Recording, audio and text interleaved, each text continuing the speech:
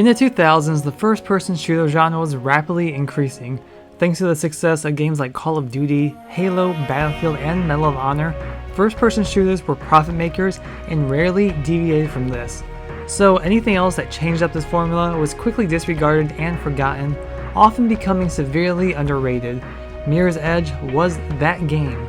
While most of these games were simply about gunning down as many enemies in typically bland environments lacking in pops of color, Mirror's Edge was a breath of fresh air in 2008. Unlike your typical first-person shooter, Mirror's Edge was vastly different. Its unique take saw its protagonist ditching guns in favor of parkour. Sure, Faith could shoot down enemies, but there was also the option to avoid gunplay completely and focus on combat.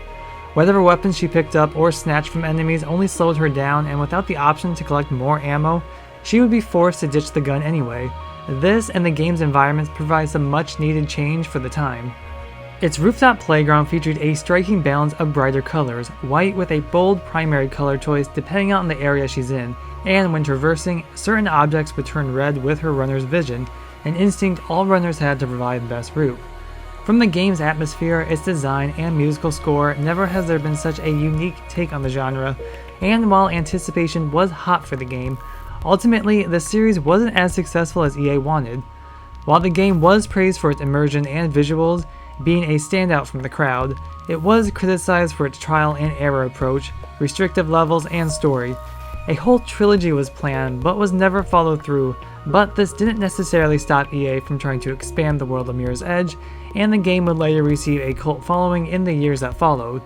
A tie-in 5-issue comic also called Mirror's Edge helped to promote the game and took place directly before the game's events, and in 2010 an excellent paid mobile game for iOS and Windows phones, once again called Mirror's Edge, switched the action to a side-scrolling platformer while still retaining much of what made the original a standout.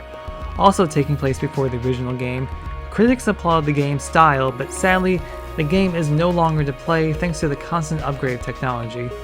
But those waiting for news of a sequel would learn in 2011 that a Mirror's Edge 2 pitch was reportedly declined by EA. Despite selling around 2.5 million copies, the original didn't match their sales expectations. Then the unbelievable happened. A teaser trailer for a new Mirror's Edge was announced at E3 2013. At the time, it was simply called Mirror's Edge, and we were given a look at a newly designed Faith Connors with a simple "coming when it's ready," which honestly I wish more publishers and developers would do. It announces the game but also acknowledges that there will be more when the time is right, rather than a simple CG trailer and then nothing for years. The game would be reintroduced at E3 2015 as Mirror's Edge Catalyst, with a focus on the origins and rise of Faith, but unfortunately wouldn't be a sequel to the 2008 original, displeasing many fans, myself included. Instead, Catalyst would be a reboot of the franchise with many nods to what came before it. Rather than the larger, linear levels of the original, Catalyst now featured an open world with Faith being able to run across a huge section of rooftops. New abilities include the use of a grapple, side quests were available, an upgrade system, and guns were removed with a focus on combat. The city also received a huge makeover. Instead of a city similar to the one that we would know, a more futuristic, modern approach was taken, filled with electronic billboards and drones flying the skies. In the promotion for Catalyst, a must-read 6-issue prequel comic called Mirror's Edge Exordium explains many plot elements in Catalyst, like how Faith wound up in prison, her debt to Dogen, and features multiple characters Faith comes across in the game. And continuing the build-up to the release of Catalyst, in May of 2016, it was reported that Endemol Shine Studios acquired the rights to adapt the series into a television series.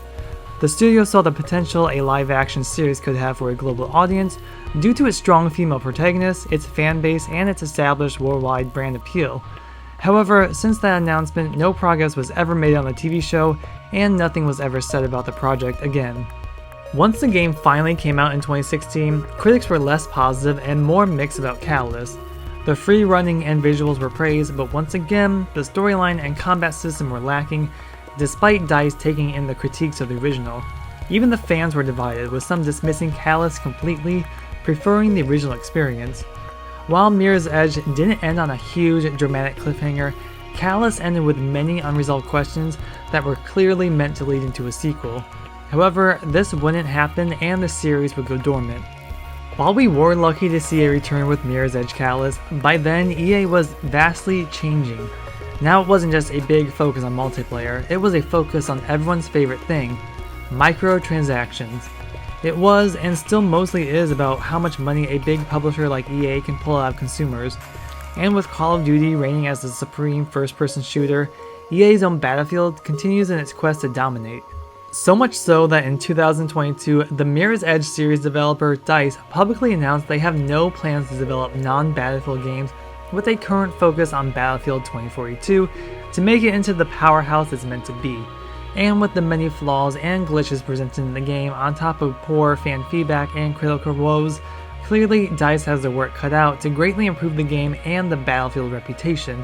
After all, multiplayer shooters like Battlefield sell in large numbers compared to something like Mirror's Edge, and with EA seemingly reviving former IPs like Dead Space and Skate, maybe there is room for Mirror's Edge to make yet another return.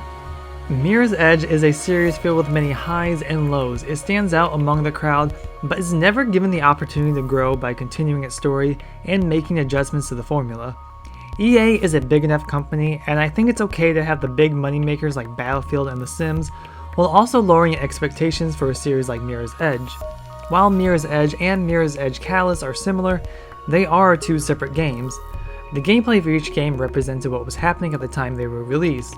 Games changed to a more open formula by the time Catalyst came out, so the series never really had a standing to figure out its direction. Do you think Mirror's Edge is dead? I would love to see Mirror's Edge make another comeback. Even if it's just a remaster of the 2008 original, I'd pay good money just for that. Mirror's Edge is a world rich with potential, but both EA and new players need to see this. Otherwise, Mirror's Edge will still remain buried.